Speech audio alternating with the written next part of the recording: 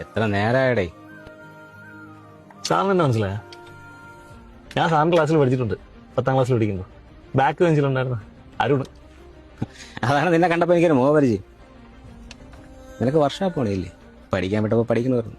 നിന്റെ കൂടെ ഒരു 3-4 ജനം ഉണ്ടായിരുന്നല്ലോ, എല്ലാം വാളികളായിരുന്നു. അമ്മമാർക്ക് ഇതൊക്കെ ആയിരിക്കുമല്ലേ പണി? ഇല്ല സാറേ, അവന്മാരൊക്കെ നല്ല നിലയിലാണ്. ഒരുത്തം പോലീസിൽ, ഒരുത്തം UK ഫാമിലിയായിട്ട് സെറ്റിൽഡാണ്. എല്ലാവരും നല്ല. അപ്പൊ നീ മാത്രം ഒന്ന് സ്റ്റാർട്ട് ചെയ്ത് നോക്കിയോ? വെച്ചോ.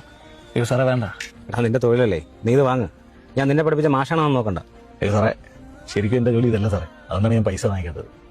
പഠിത്തം കഴിഞ്ഞിട്ട് കുറച്ച് നാൾ വെറുതെ ഇരുന്നപ്പോഴത്തേക്ക് ഞാൻ വർഷാപ്പൂണിക്ക് പോകുന്നുള്ളേ. അതിനുശേഷം എനിക്ക് ജോലി കിട്ടി. ജോലിയാ? എവിടെ? ഞാനിപ്പോൾ ഇന്ത്യൻ ആർമിയിലാണ് സാറേ. അവിടെ വെച്ചിട്ട് ചെറിയൊരു ആക്സിഡന്റ് പറ്റി.